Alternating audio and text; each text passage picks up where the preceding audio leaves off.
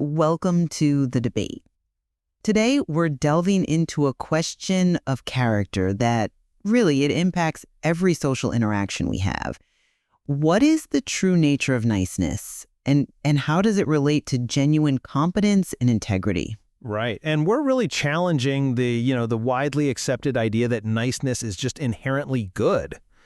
We have to ask whether this behavior is it an authentic virtue that comes from a place of strength, or is it, as the material suggests, often a strategic negotiation, what's labeled a covert contract that's rooted in weakness and a deep fear of conflict. So the central tension for us today is whether the broad social utility of just being agreeable, of being nice, can justify the inherent risks of that hidden manipulation your framework describes. I'm going to hold the position that kindness and even the desire for social approval are necessary forces for cooperation and social integration. I'll be defending the social function of niceness. And I'll be arguing that niceness, especially as it's practiced by the archetypal nice guy, is fundamentally based on a kind of transactional dishonesty. My position is that developing genuine competence and integration, so the ability to be authentic and set boundaries, are just structurally superior and, frankly, necessary indicators of a mature character. Oh, okay. So I'll acknowledge right away that manipulation obviously exists. I mean, some people certainly weaponize kindness.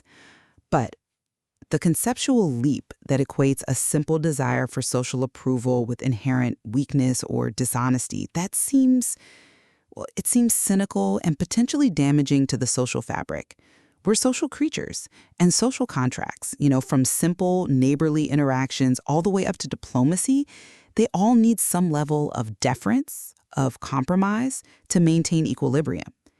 If we start labeling every effort at kindness as transactional, we exaggerate human cynicism, and we risk dismissing all the behavior that is genuinely altruistic. See, I come at it from a completely different angle. We're not critiquing genuine altruism here, because that's unconditional. What we're critiquing is the calculation behind a manufactured performance. The core flaw is the hidden expectation. The nice person, often without even realizing it, is acting from a place of perceived debt. They believe they're owed a reward. Affection, sex, a promotion, whatever, for their performance of goodness. And when they don't get that imagined payment, that's when the mechanism fails. They become resentful, they become passive-aggressive. This foundational dishonesty, acting agreeably while hiding your true needs and anger, that's what voids any claim to virtue. But that still sounds like you're pathologizing a natural human impulse. I mean, isn't the desire for approval a fundamental, almost unavoidable human driver? Why is it automatically a mark of failure? It is a biological reality, yes, but its function changes drastically with maturity. The material touches on evolutionary psychology here, and it explains that seeking approval is a perfectly appropriate survival mechanism for children. They're dependent on larger, more powerful adults. In an adult, however, especially an adult male, that constant need for external validation becomes a repulsive trait because it signals a deep lack of self-sufficiency. So the focus shifts away from true independent virtue to a kind of cultivated weakness, a performance designed to get something. Okay, let's dig into the specifics of this transactional mechanism. You're saying the nice guy operates on hidden deals, which leads to dishonesty. Can you ground that concept of the safe lie in a real-world scenario? I mean, what separates a pathological safe lie from just necessary social tact? The distinction is in the internal consequence. The safe lie is used specifically to avoid conflict, to maintain that agreeable front, no matter what it costs you in self-respect. So, for example, a nice guy might agree to work overtime every single weekend for a year. Privately, he resents his boss for it, he lies to his partner about the strain it's causing, all to avoid the 2 minutes of discomfort it would take to just say no and set a boundary. The lie is safe in the moment, sure, but it's structurally corrosive. It just builds this ledger of resentment over time. That's a powerful example. I see that. But I would frame the line differently. I'm just not convinced that every instance of social deference carries that heavy a burden of pathology. It feels like you're placing an impossibly high standard of emotional transparency on just everyday life. If my colleague gives me a gift I don't like and I say something nice to maintain harmony, is that cynicism? Does the little boost I get from being seen as gracious automatically make my action dishonest? I mean, society would collapse if every interaction required radical, boundary-enforcing honesty. You're touching on the core of it. If your kindness is genuine, the other person's reaction is irrelevant to your emotional state. The material focuses on what happens when the payment is denied.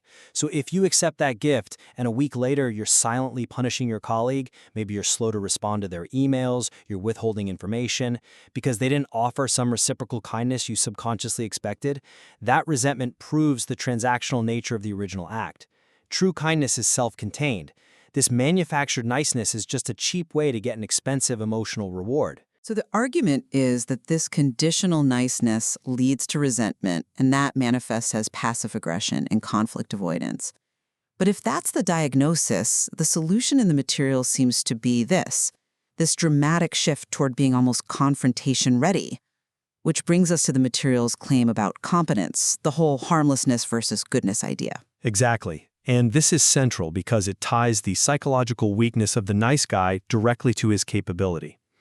A man who is harmless only because he's weak, because he lacks the capacity to enforce a boundary or manage conflict, is not virtuous, he's just incapable. Virtue, in this framework, is about choosing peace and collaboration when you are capable of effective action. That capacity, what we might call controlled danger, is the prerequisite for authentic goodness. I have to say, I find that prerequisite unnecessarily aggressive. While I get the idea of controlled capability, I'm just not convinced that prioritizing perceived capability or potential for danger over actual active social cooperation is good for a community. It seems to frame virtue entirely in terms of latent power. I mean, if a man dedicates his life to empathy and avoiding harm, surely that's better than a man who cultivates strength that he never intends to use. Isn't capability a separate discussion of the value of kindness itself? No, they're inextricably linked, especially when we're talking about integrity. The nice guy's kindness is cheap precisely because he has no alternative. He can't say no because he's afraid of disapproval. He can't manage conflict because he lacks the self-respect to risk it. So his agreement, his niceness, is basically worthless as a measure of his character. Competence, the ability to negotiate, to set boundaries, is structurally superior because it creates a foundation of self-sufficiency. Only the person who is strong enough to risk disapproval can offer kindness that has any authentic weight. Their kindness is a choice from abundance, not a plea from deficiency. That's a sophisticated defense, linking strength to the value of kindness. Okay, let's explore that a bit more. We talked about the evolutionary side, that relying on approval becomes repulsive in adults. How exactly does competence solve that biological issue? Well, the adult world, evolutionarily, it values resource independence. A child seeks approval to get resources from parents. An adult has to demonstrate competence to get and manage resources on their own. So if an adult male is still relying on approval-seeking behavior to navigate the world, to find a mate, get a job, he's signaling dependence. Competence, the ability to act effectively, to provide, to withstand social friction, it replaces the need for that constant external validation. And that extinguishes the needy behavior of the nice guy. The shift is from seeking approval, which is dependence, to commanding respect, which is independence. Okay, so if the nice guy syndrome is the problem, what is the proposed solution that the material offers? What's the path toward this competence and authenticity? The solution is integration. It's the process of synthesizing your internal self, your true needs, your desires, your boundaries, with your external presentation. And the goal is not to swing to the other extreme and become a jerk. The goal is to become a whole, integrated adult who acts authentically. And this means deliberately prioritizing your own respect over other people's approval, setting clear boundaries, and developing the capacity to say no honestly and without guilt. Integration resolves the conflict avoidance that poisons the nice guy's entire life. I appreciate the goal there, but I have major reservations about how that's applied in practice. I mean, integration seems to require this near absolute honesty about one's needs, which is often messy. Where do you draw the line? Doesn't this intense focus on self-respect risk promoting a kind of self-absorption, maybe even straying into that jerk behavior the material warns against? If I'm constantly prioritizing my own boundaries, what happens to compromise? How do you maintain integrity without just becoming selfish? But we have to reject that false dichotomy. The nice guy isn't the opposite of the jerk. The nice guy is a covert jerk. His resentment, his sense of being owed something, means he inevitably treats people poorly through passive aggression, manipulation, you name it. The integrated person is transparent. They aren't defined by selfishness, they're defined by honesty. Because they state their boundaries and needs up front, they eliminate the need for future resentment. When you communicate your needs clearly, you can collaborate authentically, even if it's difficult at first.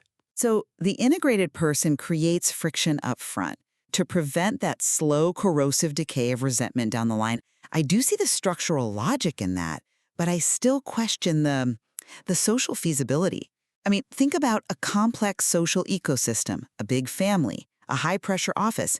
If everyone is pursuing radical, boundary-enforcing integration, doesn't that just increase the daily friction to an unsustainable level? Sometimes a little social lubrication, a little niceness, is just the tax we pay for harmony, even if it means suppressing our true desires of it. But that assumes suppression leads to harmony. The evidence from the material suggests the opposite. The nice guy's suppression creates long-term systemic failure because the people around him can't trust his agreements. They can sense the resentment, the conditionality. And that leads to far more instability than a direct, respectful disagreement ever would have. Integration is the path toward honesty and competence. It actually allows for genuine kindness because it comes from a place of sufficiency, not deficiency. The integrated person doesn't lie about their capacity or their desires. They communicate them clearly, which is the only foundation for true, lasting, respectful interaction. This has been a deeply clarifying exchange. I think particularly in defining the mechanism of the covert contract. That insight really does explain why seemingly good behavior so often leads to personal misery and interpersonal failure. It's a crucial piece of the puzzle. Right. The failure of the nice guy is a failure of integrity. He's hiding need behind a performance. However, I do remain convinced that your analysis risks pathologizing what is in moderation a necessary survival instinct, the desire to be agreeable. Seeking approval is a natural human driver that encourages cooperation. And while we must absolutely guard against the chronic resentment of the covert contract, a generalized desire to be agreeable, when it's balanced with self-respect, is still a beneficial force in a functioning society.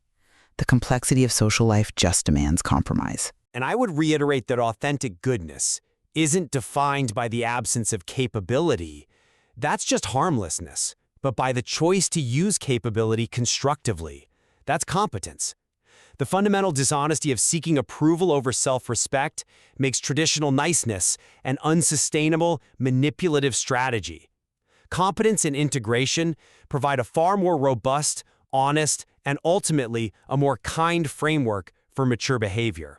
Ultimately, we're left to weigh whether the risk of hidden manipulation always outweighs the immediate social benefit of superficial kindness, and where we locate true virtue, in our capacity or in our actions. And whether integrity is even possible without competence. Indeed.